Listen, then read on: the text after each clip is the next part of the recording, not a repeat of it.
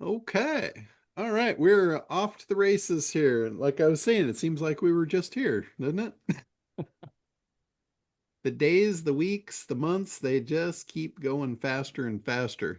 Uh, I think I was told that when I was younger that things were going to accelerate and I didn't believe them, but I'm starting to buy Mhm. into it now. Yep. What was once a large chunk of my life is now just a year is not what it meant, not what it used to be. And that said, we're wasting time here. There's so much cool stuff that we could be doing that we're not yet. And that was what I wanted to open up today with is if there's any of you that want to do a bot for your website. And I know I put the bot software out there like over a year ago. And I know some people jumped on it, the Build a Becky software. Some people jumped on it, some people took advantage of it. I got to tell you, the bots are really cool. And if you don't know what I'm talking about a website bot to put on your website, and it does multiple things for you. The bot, depending on how you train it, can do a lot of functionality. It could be a support bot. It could answer support questions from your customers that are on your website. It could also be a prospecting bot for people that are on your website that, I mean, you should consider everyone on your website a prospect. If they're on your website, they're a prospect. They didn't get there by accident. They didn't like just fall from the sky. They had to take an action to get onto your website. Whether they ran a search and they found you, or they clicked on a link and found you, or you talked to them at a trade show and gave them your URL, somehow they did something to get onto your website. So that's a prospect. They took an action. They wanted something. They don't just randomly come to your website. They want something. It's like most people when they take an action, it's for an outcome. We generally always take an action for an outcome. So you should assume that they wanted something with your website. Now, the problem is most websites are what I consider dead. They're dead. They have no life to them.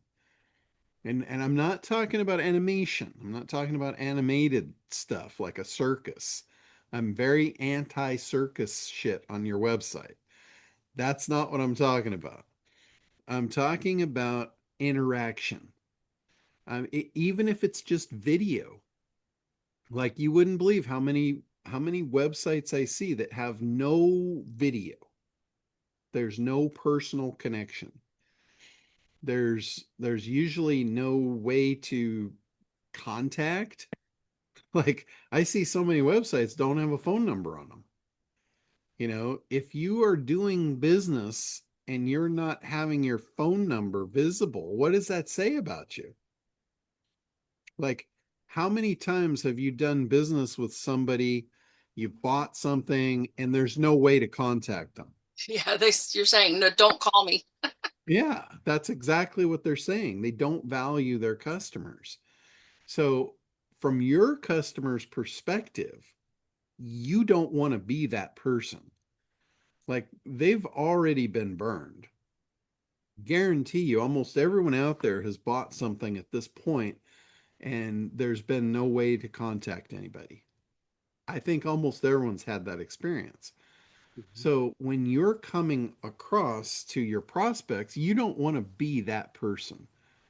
You don't want to be the one where they say, "Oh, yeah, I don't know. There's no way to contact this company. This company's hiding." Another thing, when you register your domain, and I see so many people do this, and I never understood why in the world you would do this. But so many people pay for private registration. I mean, answer me this. Why in the hell would you want to have a private? registration that nobody could figure out who you were, unless you're a scammer. Like that is like the mark of a spammer. I think internet marketers were recommending that for a while, a long time ago. Oh, they were. And it's because of a particular reason, because they're scammers and spammers. It's Right, far out. it's like if you're doing shit that's not right, you don't want to be contacted about it. They thought that they were going to hide themselves from who knows what, maybe authorities. That does not hide you from an authority. Anybody that, if you've done something wrong, that is not going to give you a lick of help. They're going to subpoena the records and they're going to figure out who you are. So there's no protection there. So that's not a good reason to do a private registration. I think another reason the network marketers were told not to put their information is because the main company would be the one to benefit if they were like, for instance, like I'm just saying, I don't know, any of those products, Amway, or whatever. And so if the person knows the product, but they can't find the distributor, the person they found it from, then they're going to go to the main site. And then who benefits? Yeah. So that's why they would tell them don't put your personal contact information out there. Yeah, well, that's a different reason. That's a different purpose. And with that, like for MLM specifically, or if you're doing something that's not really you, let's say you're an affiliate marketer, you don't ever want to send people around you. You don't ever want to give them away around you. But that's still not a reason to hide your identity. What you want to do is you want to build your own personal brand. Oh, I agree that you shouldn't hide it, but I think that those affiliate marketers, network marketers, the higher ups were teaching them that so that they could get back to them. Yeah, it's kind of like the blind leading the blind, or or in some cases it's the diabolical leading the sheep. So, but nonetheless, I can't see a good reason for anybody that's in business that wants to do business with the public, or even with the trade, to want to hide their identity. That makes no sense to me. It never did. The only place where, like I said, the only place where it made sense, if you were doing stuff you shouldn't ought to be doing and you didn't want to get harassed for it, like spam. There was a lot of people that were creating hundreds of domains to send garbage email, and they didn't want hate mail. They didn't want somebody knowing their physical address and come and do harm to them. Now, if you're doing stuff that someone would want to physically harm you, I might want to encourage you to try a new career. You know, you're probably on the wrong path if you're doing stuff that creates hate. So, I mean, when I did, and I got to tell you, I don't necessarily think that bulk email is bad. I think spam is a poor concept from the beginning. I always have. But bulk email, targeting, that's what advertising is all about. If you send someone a targeted message that you can help them and you do it in an ethical way that's, in accordance with ACT, I think you're going to be fine.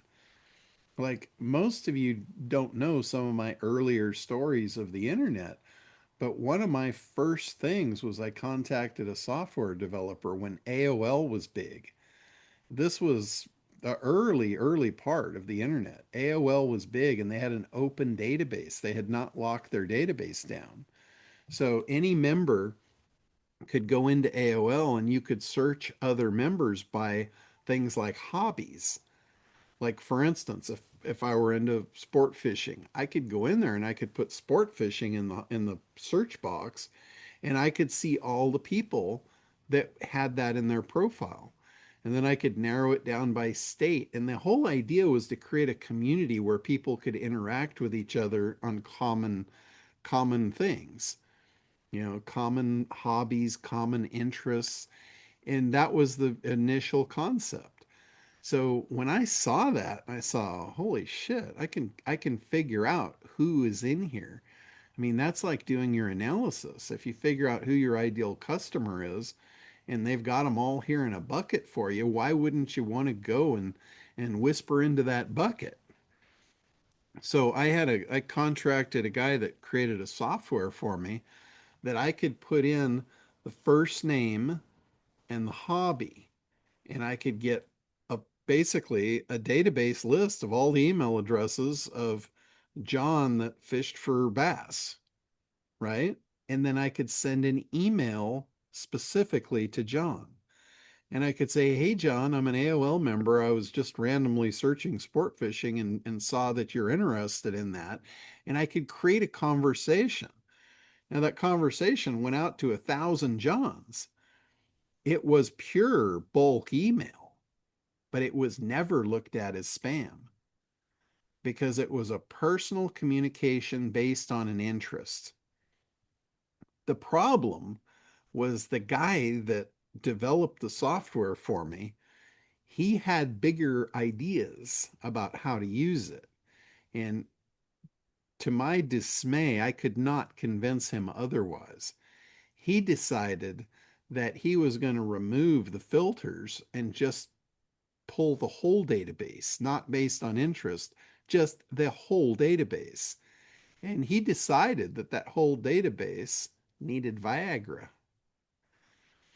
And this created some serious hatred.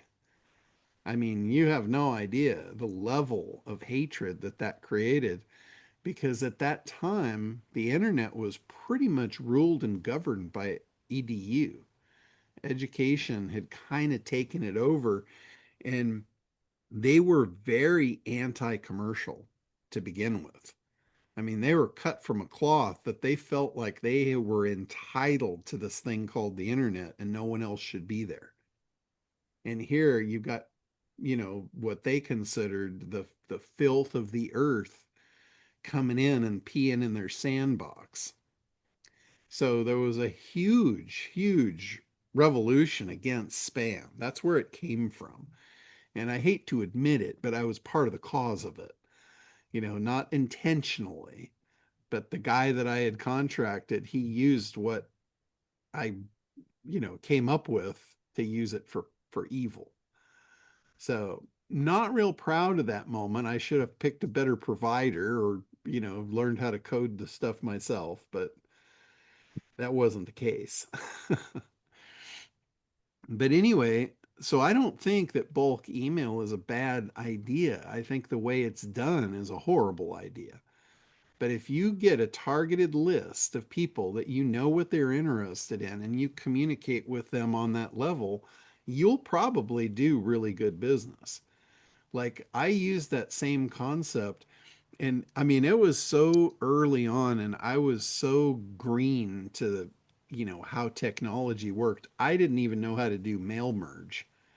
So I literally had to sort them by their first name so I could say hey John or hey Jack or hey Jim. And I started running out of names. I wasn't that creative. So I went down to the bookstore at the time and I bought a book of baby names. And I had like 6,500 names now.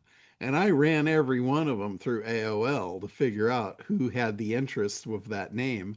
And then I would send them an email. Hey, John. Hey, Bill. Hey, Bob. And I never got a complaint. And I sold a shitload of product that way. This was before most people were even figuring out how to sell stuff. I had sold a shitload of stuff. I did this for several of my commercial customers, like Roger Dunn Golf. I would go in there into AOL and I would pull all the golfers out, all by first name, and I would send them an email. Hey Sue, I see you're a golfer. I'm in AOL, and I was searching around, and I got to tell you, I just found this cool new product over at Roger Dunn. Here's a link to it. You got to check this thing out. It did yada yada, it increased. I forget even the golf terminology. It was so long ago, but it lowered my score or whatever it happened to be. I got the buzzwords from them. and they sold so much product. They wound up using that technique to dump excess inventory. Like when their new lines would come out, they'd have a whole warehouse full of old shit that they couldn't sell in their stores because everybody wanted the fresh new stuff. People going into the store, once the new line comes out, they're not buying the old stuff, even if you discount it. They want the new. That's just an idiosyncrasy of that particular avatar. It's like fishing. Guys that are fishermen that go into the tackle shop, they're not buying the lures from last year. They're buying the new stuff that hits the shelf. It's weird.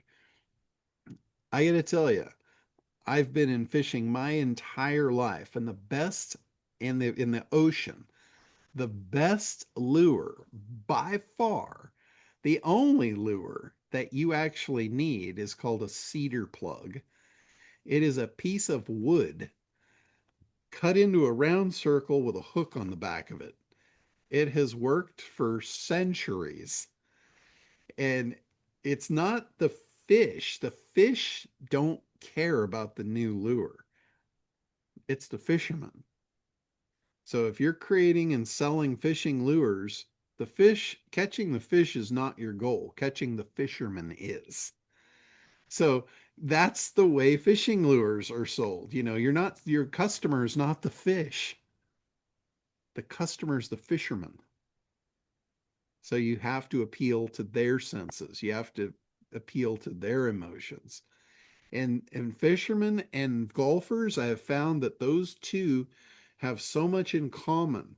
They need an advantage to win, and they'll spend a shitload of money to get that little advantage, even if it's not real. As long as they think it's real, they will spend the money, and significance is huge in both of those things. It's like who caught the biggest fish?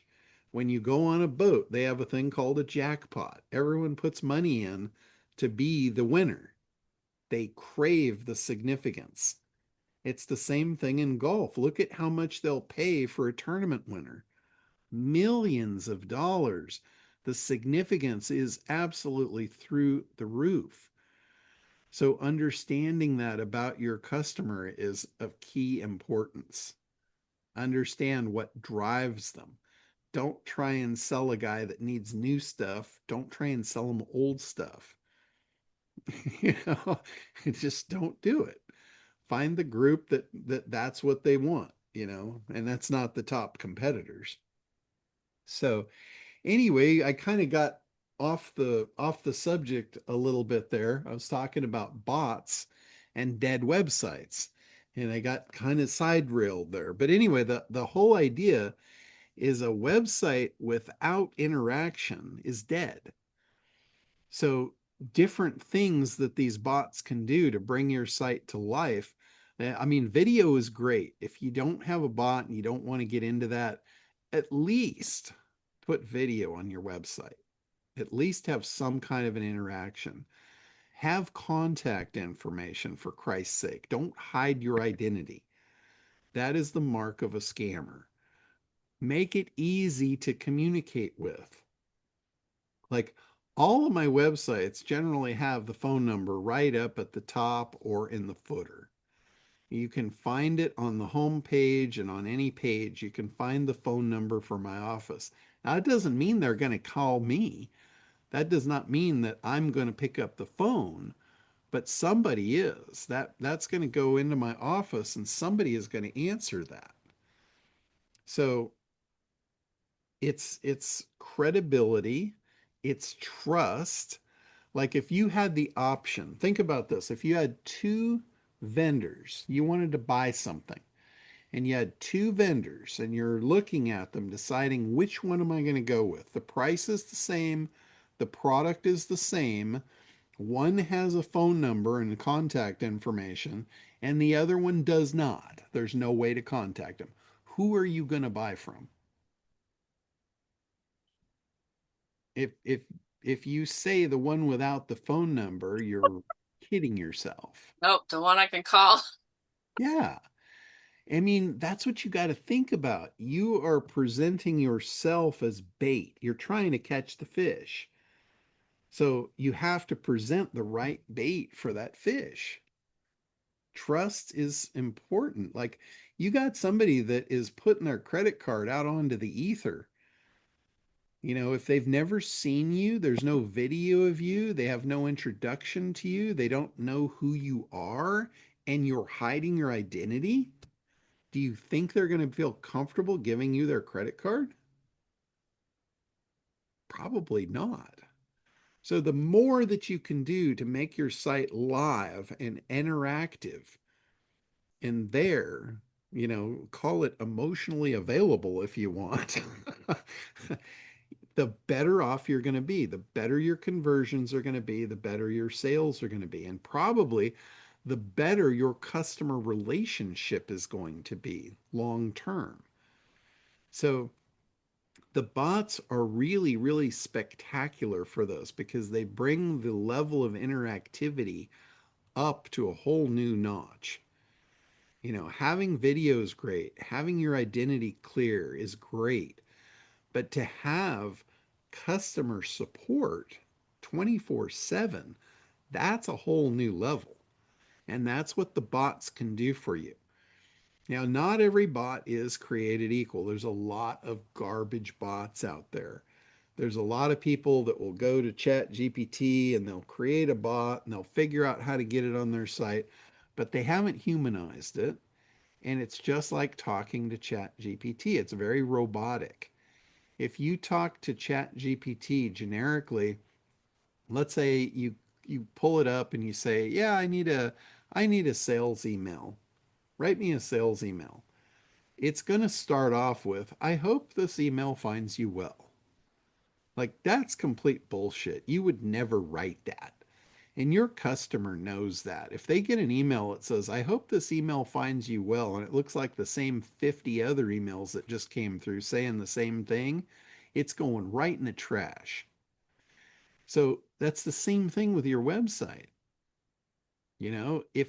If you train the bot, and this is with any chat bot, I don't care if you're using Chat GPT or Perplexity or Claude or Gemini or any of them, whatever. If you're using AI as a chat bot and you're not training it, you're getting generic garbage back. It's garbage in, garbage out. It's just like any other computer system.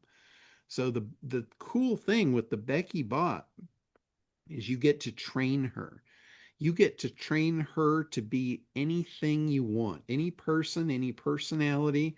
And I call her Becky. It doesn't have to be Becky. I mean, you could make a Bob bot or a Bill bot or whatever.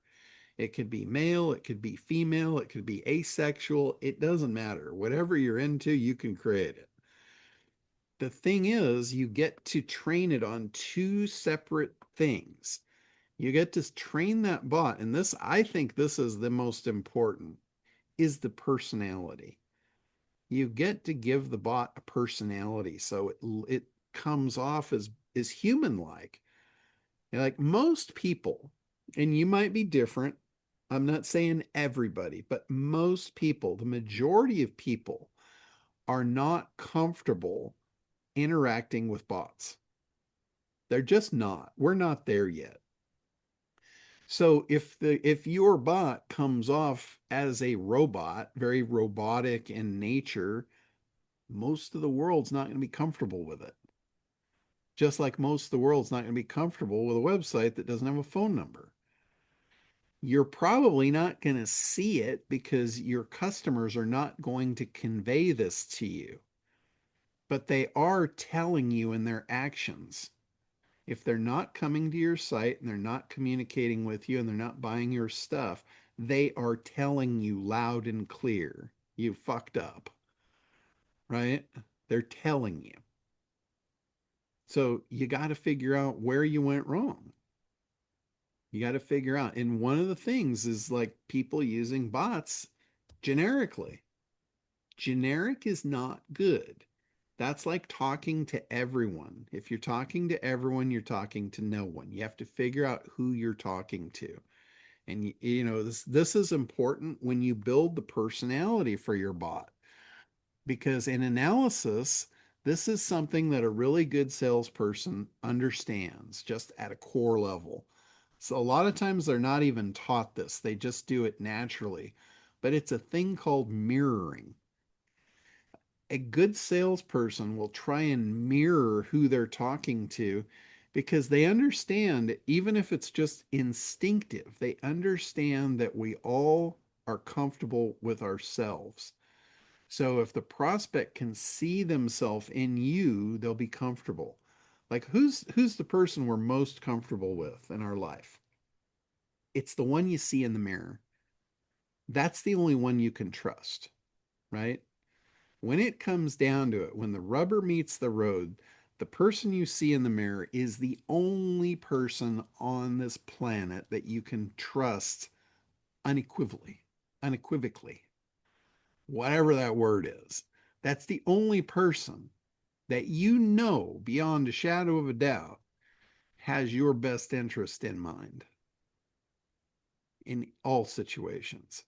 So that's what a salesperson leverages. They leverage that bond of likeness. So when you're creating the personality for your bot, it's very important that you do the analysis on your market and figure out who your ideal customer is, because you want to create the personality for the bot that mirrors them. It mirrors them or it's who they're attracted to, one or the other. Because attraction is a major component to this too. Like when we see ourselves in the mirror, a lot of times we're not necessarily attracted to that. But then we go out in the world and we see other people and we have an attraction to them. So that's the other side of the coin. So you either mirror the person or you mirror who they're attracted to. And you get this through the analysis process. That's where you'll learn this. That's where you'll learn who they are, what they like, why they like it, all of that stuff. So create the personality for the bot of who they're going to be drawn to, whether it's themselves as that bond of likeness, or it's who they're attracted to. Like I know, and no offense to the women, but I know a lot of the buyers for our acquisition air product were men. It was a primarily male driven market. So when I created the Becky bot, I made her sexy as hell. And I created her personality to be very flirtatious. I did that for a reason because I knew who I was dealing with. I knew what kind of sickos you guys are. Personal experience, whatever, I know. So I created her to be attractive. I created her to be interactive and flirtatious.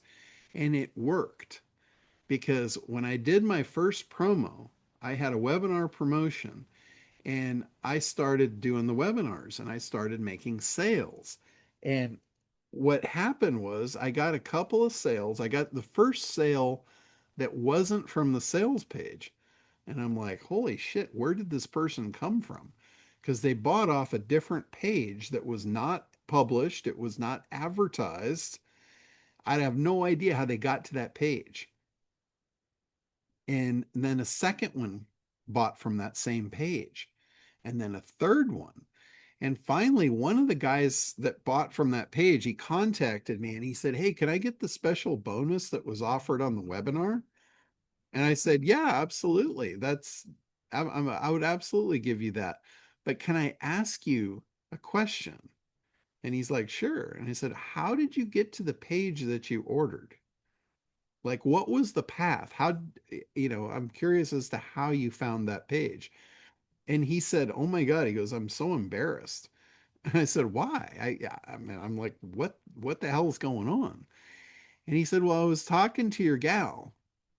And at first I thought he meant Connie. Connie does our customer service. I thought he put in a support ticket and she might have given him the page. And he said, no, no, not Connie, Becky. And I'm like, holy shit, this guy thinks she's real. he was having a full-blown conversation with her. I went into the chat logs and saw the conversation. And and after a while, she was trained to to to like share a secret. She's like, don't tell anybody, but I have a special order page where if you order on there, I'll get the credit for it and you'll get a better deal. And she goes, but please don't tell anybody. So she created this trust bond by sharing a secret with a guy, right? And he went and he followed through and did the order. So she literally converted him on an emotional tactic. She used emotional buying triggers that I had trained her with, and she was making sales. And he had no idea she wasn't real.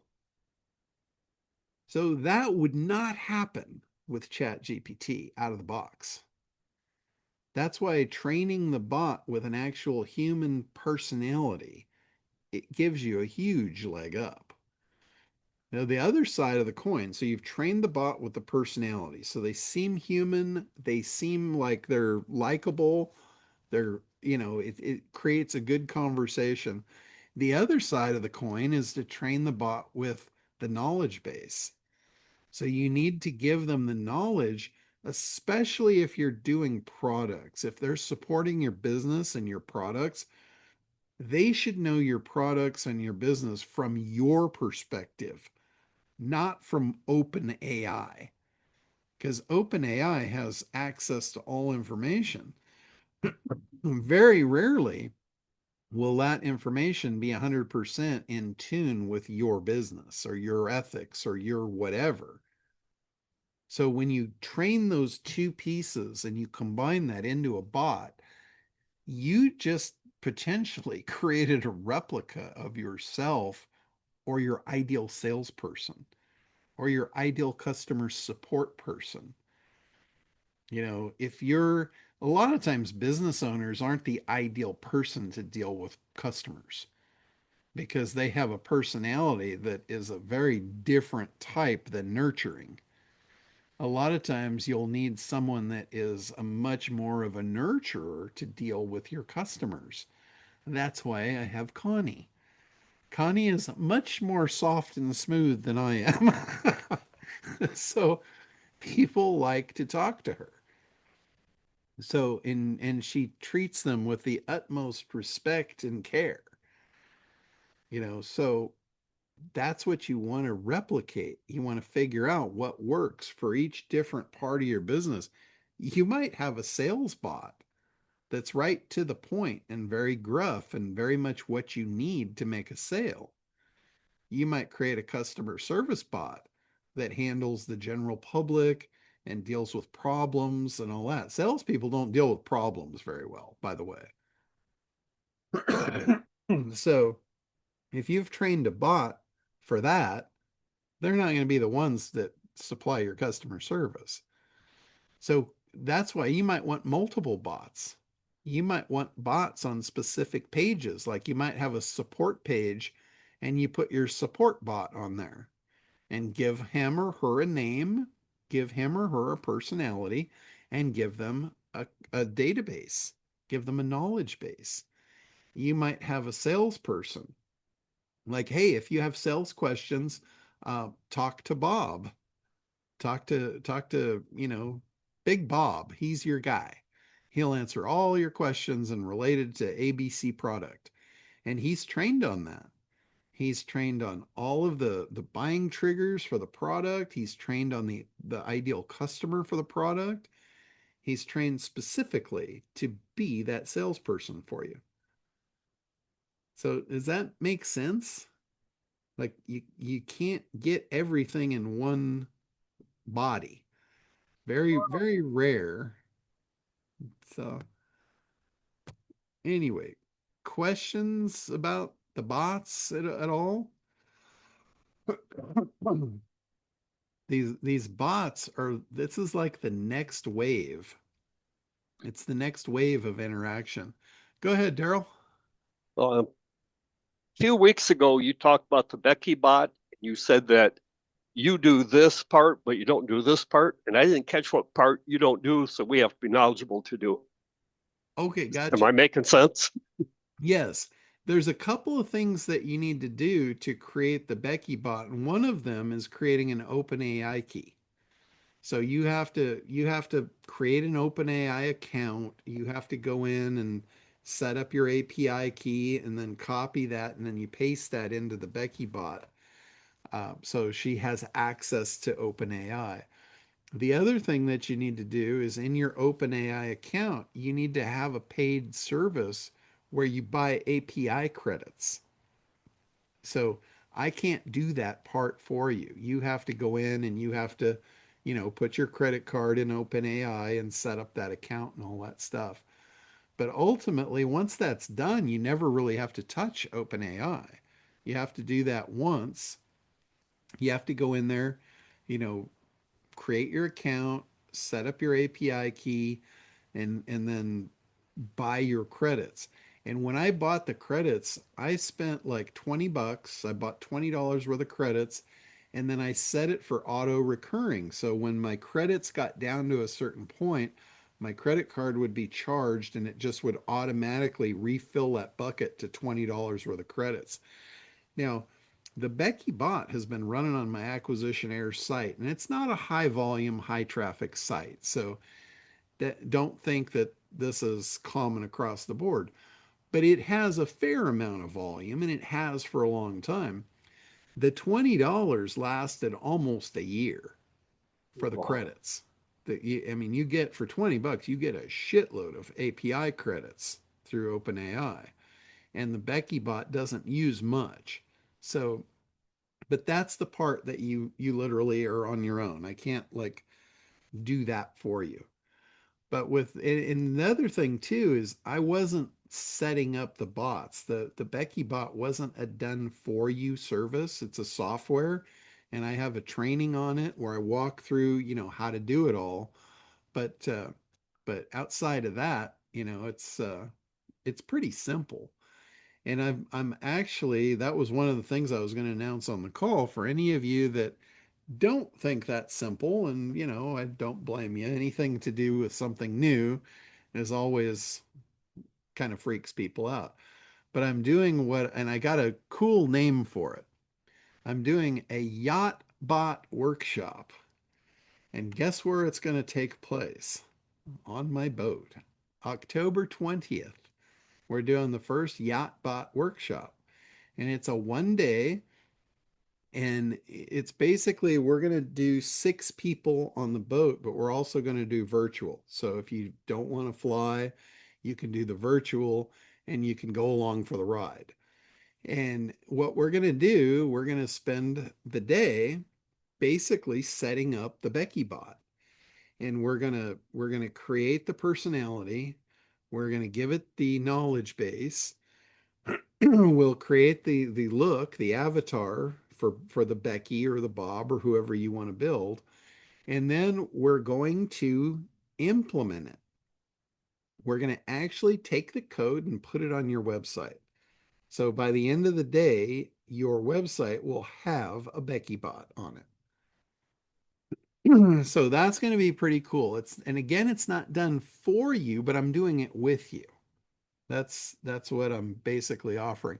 Now, again, you will have to, I'm going to tell everybody that signs up for it, I'm going to highly recommend that before we do that day, you go and you get your API key so we're not screwing around with that for half a day. I'm going to highly recommend that everybody have that in place when we start. So we don't have any delays. We can actually get through stuff. And I'll send out instructions for everything prior to the day. So that's going to be available to you guys. And if any of you are interested in that, I'll put the link in the chat so you can if you want to actually do it and be live on the boat. We're only doing 6 people. So the rest will be virtual. So on Zoom. So If you're in the group that want to be on the boat, you have to be one of the first six. If you're not, if you're like number seven or beyond, I will contact you and you'll be on a standby list if somebody drops out, or we'll create a second date for you. So that link is in the chat now for anybody that's interested in that.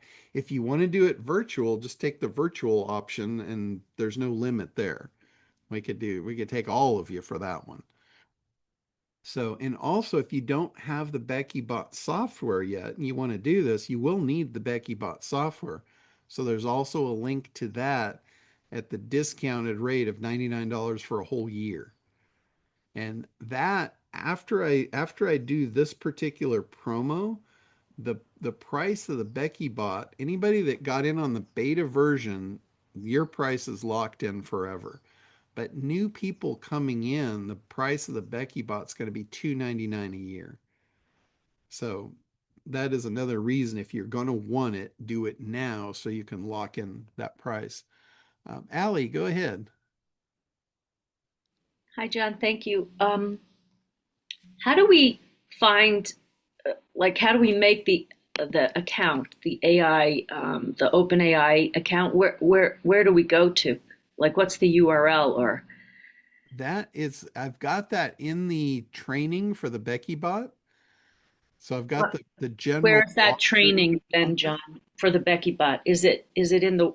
That I'm. when you buy the BeckyBot, you should have got an email with the training. Oh, okay. I didn't buy the Becky bot because I don't yet have. Okay. I'm working on my website, so I just. Okay, gotcha. Yeah, so the thing is you buy the BeckyBot software, you get the training. The training has all of the steps and all that, and I'm pretty sure I've got the links in there too of where to go. I don't remember offhand the exact OpenAI link to go to, but Okay. Does the training also have, John, I've been listening. So the two keys are the training her or the bot with a personality and then with expertise. Is all that in the training too, how to actually do it? Because yep, that's what I was going to ask. I don't yep. have a clue on how to, Yeah, it's you all know. in there. And the other thing that I did to help even further for anybody that wants to do this is in the Quantum Suite, I actually created a thing called the Becky Bot, and it's to create the personality for you. So you fill in a bunch of blanks and then it literally writes the prompt for her personality for you. And it works really good. It even writes the prompt if you're creating a fictional character, it writes the prompt to create the image of the person that matches the personality. And I got to tell you, it's phenomenal. The images that are created from those prompts are like unbelievable. I know Linda had done one for a advocate person, and when we generated the image from the prompt, the it was kind of like the girl next door kind of look. I was looking at her like, wow, she's freaking beautiful. Like, so that was really cool. John, for our own websites, do you you have a John bot? Do you recommend? Is it is it best to like imitate yourself or like for me, I'm working on a website and I was thinking as you were talking, I wonder if I created like a famous artist or I don't know. I was thinking like would that be cool or would it Yeah, be yeah. better as me or like I don't I It totally depends on your audience and what they want. hmm, Like for me, there's a lot of people that want to ask me directly. yeah. I don't want to be available 24/7 to answer the same question over and over and over for the rest of my life. So for me, it makes a lot of sense to create a John bot, and he can do the stuff I don't want to do. But like for you in art, your name might not be well known in that arena. I don't know. But Van Gogh certainly is known. So if your audience resonates toward Van Gogh or any famous artist, Picasso, whatever, you could create the Picasso bot. Yeah, that's actually what I was thinking. Yeah, yeah, absolutely. So But I don't know if I would be allowed to use like his name is probably trademarked with his family. But anyway, I just thought just wanted your thoughts on that. Just a hit. You're so intuitively, brilliant. Yeah, yeah, absolutely. You want to create the person to be the ideal person. And it's like when you hire someone for a job, you're looking at their skills, you're looking at their personality, you're hiring for a position. So you want to hire as an employer, you want to hire the perfect person because you're hiring them as a representation of your company and they're going to be the forward facing to your customers. So if you hire the wrong person, they can damage your business. This is no different. These bots are representations, they're digital versions of people. You're literally creating a customer service person or a sales person. You're creating these employees, so to speak. So this is like the perfect world because we all know what we want for our clients, right? But finding that person in the real world and then negotiating and then having them show up and having them not be absent and screw up constantly is a challenge. Anybody that's ever hired people and has had to manage them, you know what I'm talking about. This is a world where you can create the ideal employee and you can train them and they will never go against your word. They will do exactly what they're told 24/7. They'll never show up late. They'll never have a problem. They'll never have, a family member in the hospital so they can't work today. That's shit that just happens in our world. That's stuff we have to deal with. But now you have the ability to create superhuman. You can surround your business with superhuman support, which is incredible. It's like having superheroes on your team. Who wouldn't want to hire a superhero and have them on your team? And the only thing you have to pay them is API credits. It's like $20 a year. You want to hire Superman or Spider-Man for 20 bucks a year? You can. So it's really cool. I mean, I've said this over and over for the last year. The point in time where we're living right now is absolutely incredible. It's like nothing that anyone in the past has ever experienced. And I feel really sad for the people that I know that are no longer with us that didn't get to experience this because this is the most incredible time of my life right here and now with what we have access to. So Pam, go ahead. All right. So sorry about the phone. If you have quantum AI, you don't need the Becky bot on that page you just gave us, right? No, the Quantum has a Becky Bot personality creator. Okay. So it's a tool to help you create the personality for the Becky Bot. Personality. I just called it a Becky Bot tool, but it's not the Becky Bot software. The tool Okay. Quantum that is called Becky Bot creates the personality for the Becky Bot. So the All right. BeckyBot software itself is a standalone software product that creates the bots. And that's 99 for a year on the website you just Correct. gave us. Okay, so a couple other things came up as you were talking. Are you planning to update the John bot as time goes by? Yes. Okay, Yeah. cool. All Yeah. right. I'll And definitely do that. where this all started was, can you have too many bots on a site and overwhelm your visitor? That kind of thing. Is it I don't think so. I mean, because okay? like think about when you walk into a department store to buy a TV and you walk into the electronics department and you got four salespeople standing there. You can choose who you want to talk to. And Usually it's again, nobody. yeah, I mean, you might have you might have somebody that speaks Spanish. If you were a Spanish speaking individual, guaranteed you're going to want to talk to that person. Guaranteed. You're not going up to the guy with the turban on his head, right? So by creating the different bots, you're creating different personalities for your prospects to interact with. Cool. You might even create like a male customer service person and a female customer service person. I don't think that's too much at all. Makes sense. Like a lot of times when you go to a big company, they'll have a directory of employees of who you can contact. Yep, that's true.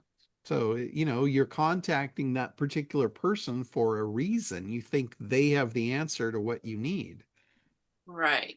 So, I mean, could you have too many? Yeah, potentially. You don't want to go crazy, but identifying your different segments, identifying your different ideal customers, if they vary, you may well want to create a bot for each one of them. Okay. So I just have one last thing. You were working with ClickBank on releasing Quantum, I think, right? Yes, we're working on a launch with ClickBank, and they never actually launched yet. They haven't. I was They wondering have what happened. not they have not launched yet, and there's many oddball reasons for that, none of which lie on me. It's basically on all the ones that were supposed to perform have not performed yet. Mm. So Got we're it. just we're just kind of in the waiting for that. I'm still hopeful that it's going to happen. And Okay. I just wondered. yeah, Thank you. Jim. Yeah, absolutely. Jim, go ahead.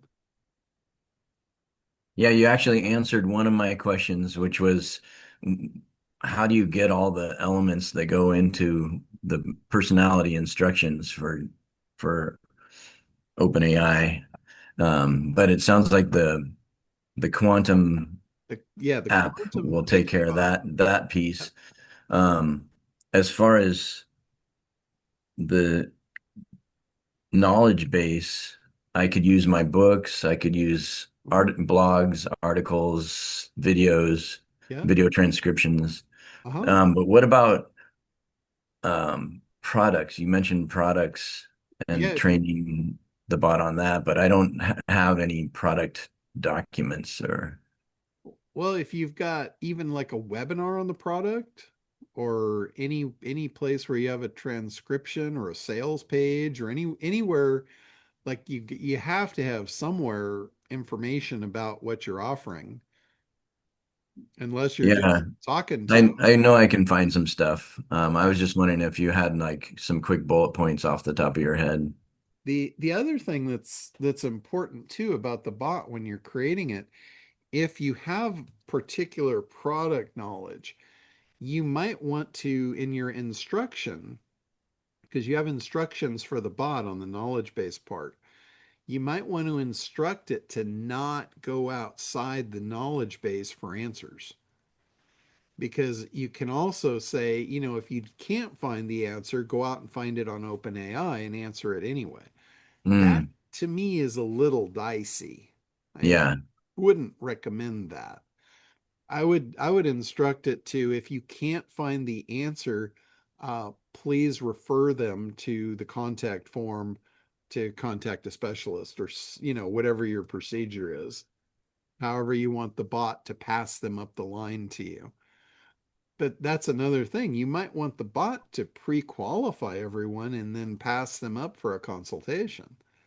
You can let the bot do the heavy lifting on all the pre-qualifications and all of that. They can do all of your prospecting and qualifications for you.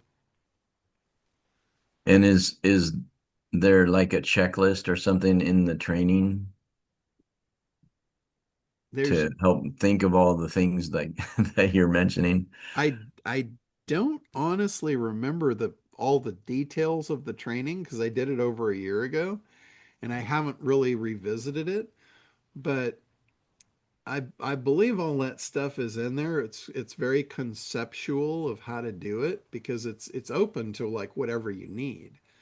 But I'm pretty sure I did cover that portion of it. That you can corral it or you can let it open, let it run the range, which again, I don't really recommend that for unless it's just a generic bot. Like you could have an ask me anything bot. Hey, ask me anything related to marketing and I'll give you the best answer based on, the history of marketing. That would be a good bot where you could open it up and, let it run free. But Yeah, I think I'd keep it more specific to the business. And then you said if we go on the boat and sign up for that, we get the 99 a year special, and that's well, for life. Is every that still everybody, available even if we couldn't make the boat? yeah, everybody. I put it on that page. Anybody can order that at the 99 special. But after we do these promos, the regular price of it, I'm going to put back to the 299. But if you get it Gotcha. at the 99, it's locked in for life. So it's 99 a year as long as you want it. Cool. Thank you. Absolutely. All right, Kevin, go ahead.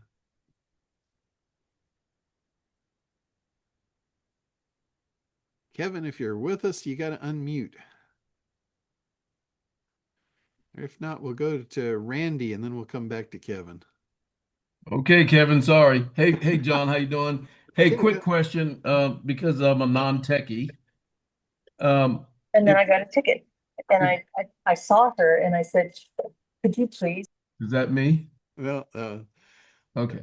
So if we buy the Build a Becky software for $99 a year and we can't make the trip, will you be doing the workshop again where we could yes. later build a Becky or Suzanne or whoever? Yes, and if you can't do the trip, it's not a big deal. All you have to do is take the option of the virtual, and Right. we're going to record it, and then you can watch it anytime. Okay. And if So that, okay, I got you. but I That, will probably do a couple more of these. oh, good, because I think I'd like to be live Yeah. and non-techie. The other thing, is just so much going on, but that's everybody. I don't know anything about API keys or any of that stuff. So where do we find out about that when it's time to where is an API key? I don't even know what an API key is, but I've heard it many times Well, over and over. in the training video, like when you buy the Build a Becky software, there's a training video that comes with it that's about, I think it's about 20 minutes long. Okay, I kind of walk you through all that stuff. I will, when we do this event, I'm going to go back and I'm going to, on specifically, I'm going to update the API training. I'm going to make a training just for that because I know they change the pages all the time. So it may not match up perfectly with the training I did a year ago. So anybody that orders this, whether it's virtual or live, at least a week before the event, I'll put out a new training video for how to set up your API key. got it. Okay, That way you're set before we get into the training and we don't have any slowdowns. all right. The Well, I think I'm just other gonna buy the thing, soft. I'm just there's gonna buy one, the software and wait. yeah, there's one other thing that you also will need prior to the training, and that is access to your website, which I know you have already. And if Right, I have right, that for you, so not a right. big deal. But you need access to edit your website because we're going to take the code of the Becky bot and we're going to plug it into the footer on your website so it shows up on either that page or across your whole site. Cool. Okay. So that's Thanks. another thing that we will need for that. All right. All right, Kevin, are you with us yet? Well, I guess you're up. Oh, yeah. Yes, Kevin I'm just here. popped in. All right. No, I've been here. Oh, I'm sorry. I was raising my hand on the yacht bot. Oh, I'll, okay. I I'll thought you had lower a my hands. Sorry I about thought you had that. a question. No worries, no worries. I just wanted to make sure we didn't miss you. Yep. Thank All you. right, Teresa. John. Okay, first a snarky question. If we buy the Becky bot for 99 bucks, can we create unlimited bots? I believe you can. I don't think there's a limit to them. Okay. That There's certainly more than you're going to need if there is a I'm limit. sure, I mean, unless I start a choir or something. Um, okay. So regarding the information that you give or you train the bot on, Uh-huh. um, does it automatically update because the bot is going out into the knowledge base of everything there is to be said about that particular subject? Or can you limit it to the information that it accesses. Like for me, there are a lot of bits of misinformation out there. Yes. And I'm thinking a tax support bot. So if I say only use the publications that are available through irs.gov, will it do that? Or do I just have to feed it the pubs that I want it to access? Yeah, there is an instruction piece in there for you to give it those type of instructions. Great. You could absolutely corral it to either the knowledge base that you provide, or I think you can probably say anything that's on irs.gov you can access to answer these questions. So I'm pretty sure that would work. But you can also tell it, outside of that, please do not give any answers. Don't dig up any research on your own. If you don't have the answer provided in the knowledge base I've provided you or found directly on the irs.gov website, please answer this way. Like have them contact you for a private consult or Mhm. whatever you Mhm. want them to do. Yeah, that's the whole thing. Just Yeah. give it some basic information and then say, Mhm. well, that's, beyond my knowledge. What you need is a professional. So Yeah. schedule your call with Teresa. Yes. And the cool thing about this is inside the administrative part of the Becky bot, it keeps a transcription of every conversation. So you could go Great. in and you could see how your bot is responding. And if your bot isn't responding correctly, you can actually correct it in the back end and then it will know for the future. So if it's answering questions and maybe they're even right, but maybe you don't like the tone in which they're answering it, you can go in and you can adjust them. You can remold it as you go, which is really cool. Great. That was my next question. Will we be able to access the conversations that the bot has with visitors? Absolutely. Yep.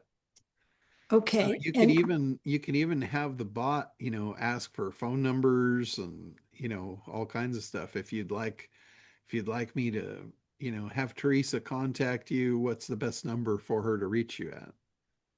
Yes, and if I don't follow up on that, will the bot call them and say, sorry, Teresa's very busy? I actually am working on another bot system that will do that. This one Oh, doesn't cool. currently. All right. I And haven't found a way to do that within the Becky bot itself, but we are working on some other ones that are much more advanced. fantastic. And as far as access to our websites, I know you've given me well, I'm so grateful that the Yacht Bot workshop is in October because by that time I will actually have a Cherry Tax Oh, website because I'm learning WordPress. cool. Yeah. So yeah, that could be scary. So No, it's oh, not. I have Not that. to. I mean, it doesn't make any sense for me to Yeah. hire out.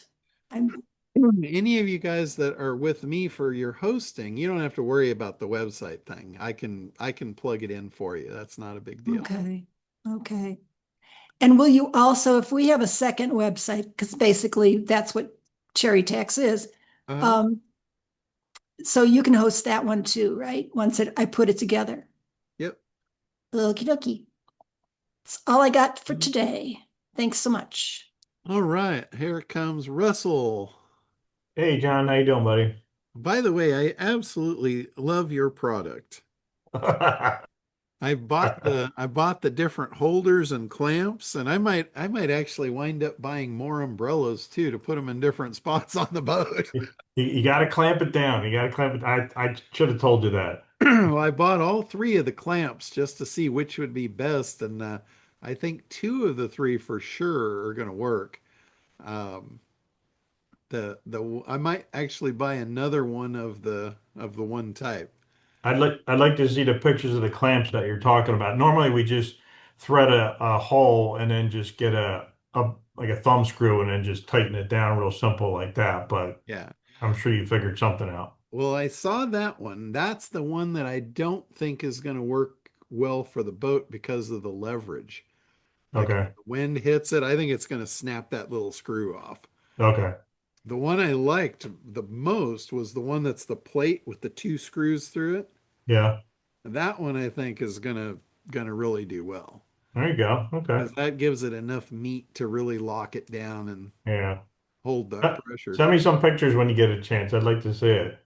All right. Russ, put your email or I'm sorry, your website URL in the Okay. chat because people are asking, what do you sell? And do I really need this thing? If you're Yes, out in it's the best on the market. I guarantee you, if you're out in the sun, Testimonials and Yeah. everything. There you go. Aren't you glad you came? Yeah, I'm glad I came. if you're out in the sun, you definitely want one of these. Especially if you're out there fishing in the hot sun with the water reflecting and all that stuff. Oh my God. I was Yeah. just down the Bahamas for the weekend and I wish I had one with me. So on the Becky bot, question on what type of websites can it run on and can it run on? I know it works on WordPress, I'm sure, but I have a Miva site and a Shopify site. Yeah, that's no problem. It'll basically run on any website platform. The only thing you have to have the ability to put code into the website. Like if you have ability to put header and footer code Yeah, into the website, that's all you right. need. So is it like a JavaScript piece of code or what? Uh-huh. Yep, that's exactly it. Okay. All right, great. The next question is where do you store the information? Is there a folder that it's looking for like PDFs and videos or You actually upload that into the software. It's a cloud-based, BeckyBot is a cloud-based software. okay, So what you're doing is you're logging into the admin section of the BeckyBot software and you're uploading all of your documents into there. okay. And then to read the chat, you're logging in there as well. And I don't remember offhand if you can download the chat, but I think you can. So the chat's just like a log, a text file type of thing? Yeah, it's a Okay, log, so you can see all the different chat conversations that have gone on. You can go in and you can, if you want, you can read through all the threads. okay. And the cool part is if you find where your bot answered something that's not to your liking, you can correct it. And then it knows for the future if that question or that situation comes up again, it knows how to respond based on your correction of it.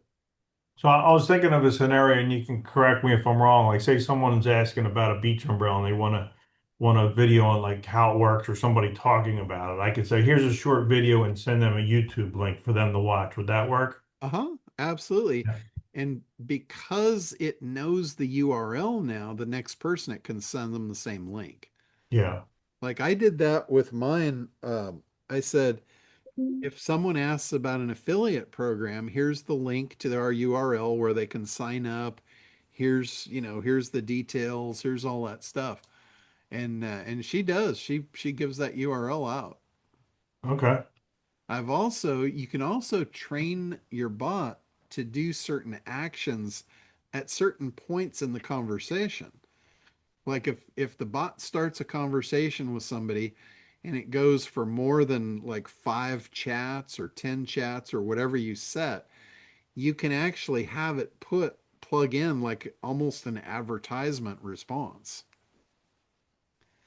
And you can set those up. Like I have one where it just randomly says, "Oh, by the way, if you know other people that could use this product, you can make money with it through our affiliate program. Would you like to know more about that?" Oh, And then if they do, then, she can give them the link to the affiliate program and actually start, getting you affiliates. She's recruiting salespeople for you. hmm. Okay. There's so much that these bots can do that most people are not thinking about. And it's all the shit that you want to do and you're not going to do it. Yeah. Like let's say she asks, "Hey, do you actually own our product?" would you be willing to give us a testimonial? You know, and, Oh, and she'll just do that tirelessly. Like, I don't know, I can't tell you how many conversations I've had where I ended the conversation and thought, damn, I should have asked for a testimonial. But I just don't normally, that's not part of my normal thing to ask for stuff like that.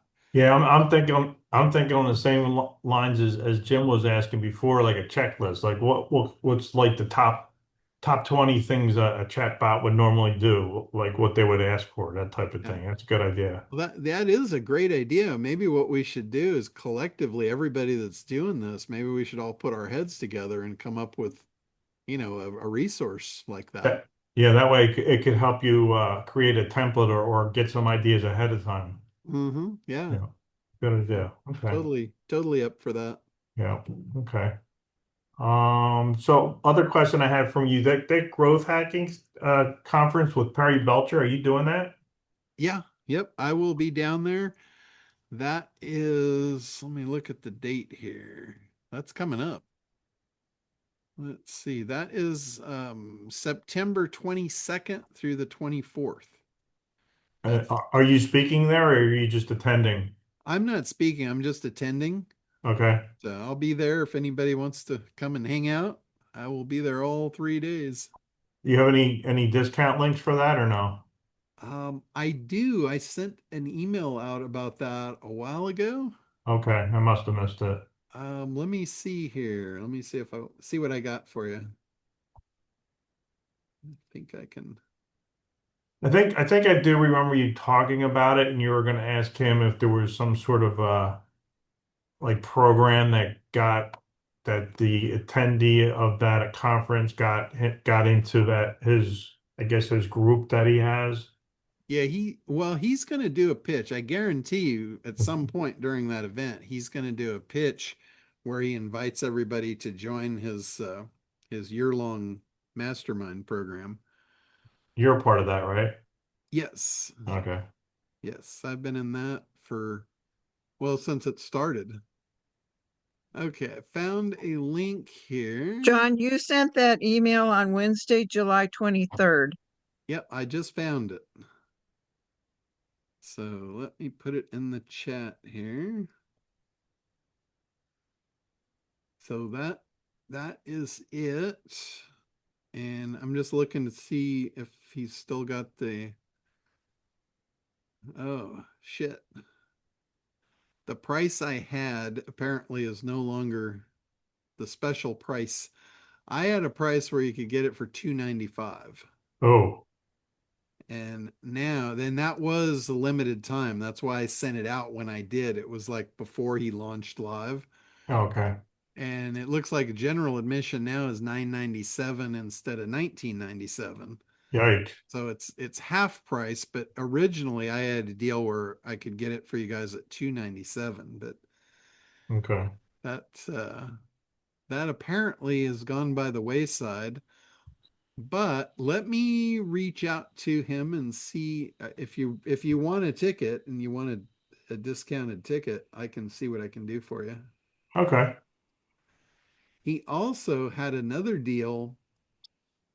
He was offering free a free ticket if you book the hotel that they're in for all 3 nights. Oh.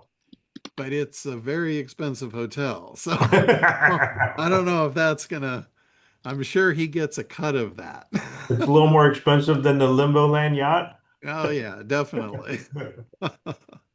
That is absolutely for sure. Okay. But I got to tell you, Perry's group is phenomenal. Like I said, I've been in it. So I was one of the charter members of his mastermind group.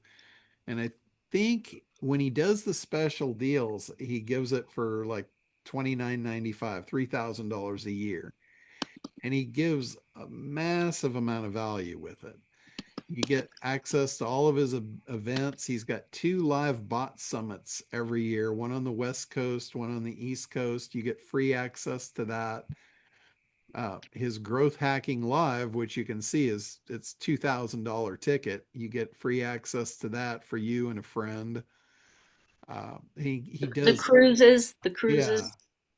Yeah, he's got cruises, he's got all kinds of stuff. Plus, he gives you access to a lot of different software. He's got a lot of different chat bots that he's created that are phenomenal. What else? If you are into Go High Level, I'm not a Go High Level guy, so I'm just saying he actually has an enterprise version of Go High Level that he gives you free access to. Hmm. So, and I know if you go through Go High Level, I think that's like a couple hundred or $300 a month for access to that. So that alone makes it worth the price of admission. Right. So if you're a Go High Level person or you want to be, it's an absolute no-brainer because you get Okay. everything. And he doesn't nickel and dime you. He's not constantly trying to pitch you stuff. If you're in his group, you get everything for free. Is there like an online training community, or do you physically have to go to these events? No, he usually does the for all the members, he does the recordings. So you wouldn't have to go live if you didn't want to. Okay. And he's constantly doing workshops and stuff online, and it's really valuable stuff. If you haven't had experience with him, he is a very brilliant marketer. Yeah, he's a smart guy. Yeah. Yeah, he's like there's not very many people I look up to in this arena, but Hmm. he's definitely one of them. Okay. Yeah. There's a few things he does I'm not all in agreement with, but for the Yeah. most part, he's a pretty sharp dude, Right. and Okay. he provides a lot of value. So All right. if you Thank you. do if you do wind up going, he is going to pitch you on his mastermind group, and I can definitely vouch for it's a good value. Okay. Thank you. All right, Roger that. Hey, John, I just wanted to let you know a quick aside, and that is sorry to every once in a while wind up back in your waiting room. If somebody sends me a message during our call and I switch Android apps to take it, it reduces the zoom into a picture in picture, which is great. I can still listen and see and participate. Every once in a while, the Android app flakes and closes when I switch to another foreground app instead of going picture in picture. And then I have to go back into your waiting room, and I'm sure that bothers you, but that's why I'm not flaking out. The Android app is closed on me. So just FYI. Oh, no worries. I don't even see that. Connie monitors the bringing people into the Oh, okay. So, all right. Sorry, Connie. All no worries. right. Take care, John. Yeah, yeah, absolutely. So cool stuff. I know we've got our new beta group doing the social cyborg software, which I know a few of you are part of that and participating in that creation of that new training. I hope that works out. It looks really, really cool. So the social cyborg software, it basically interacts with all of your social media to create posts and post it out automatically and all of that stuff. And I haven't released it publicly yet because I want to make sure that all the beta testers are able to set it up and it's easy to use and it actually does what it's supposed to do. And if so, I will be releasing that one. That'll probably be our next software release. So looking forward to that one. All right. Anything else? Anybody got anything else you want to cover? Good stuff. I think we covered some good ground today. All right. Well, I hope to see some of you on the boat or even if you do the virtual, we'll build you a Becky bot and make your website not dead anymore. One quick question, John, on your social cyborg. Uh-huh. Does it do analytics? I don't know offhand. I have not really myself got a chance to play with it. So we've took on 8 people that are all in the beta group that are really the idea is to have all 8 people go through, set it up, play with it, and then we all get back together and answer all those kind of questions. But I don't currently don't have the answers yet. Well, since I just launched a 6-week pre-launch of the Agent IQ. I would be willing to test that out since we've got posts going out pretty much every day, and I'd be willing to guinea pig any of the social platforms up for you. Well, check your email because you are part of the beta group. Well, there you go. I put you I better in. get with it then. Yeah, All right. Thank you. You are in the group. You have access to the software, Okay. and so you didn't miss out on anything. But Oh, John, yeah. remember that don't look for your name. Look for that other guy's name. Yes, the email that came through with the software access is from Avi, or it's one of the developers of the product. That's probably why I ignored it. Okay. Probably, yeah, Thank you probably didn't see it. If you need it, let me know. I can resend it for you. All right. Thanks. All right. Okay. Anything else? All right. Well, cool. I hope you guys are not melting in the heat. We've got a hurricane coming up from Mexico that's pushing a little bit of humidity up into our region. So a little sticky in Southern California right now. I like that because it pushes the warm water fish up here. So I can't wait Oh, for welcome to Ohio. that. Oh yeah, yeah. Normally in Huntington Beach we don't get the sticky except for a couple times a year. But it always tells me there's fish coming, so I don't mind it. Good fish. And thank you, John. All right, thank you guys. It was another great call, and I'll get the recording up for you, and we will see you all next week. So have a good one. Great week. Great week. Thanks, John. Thank you.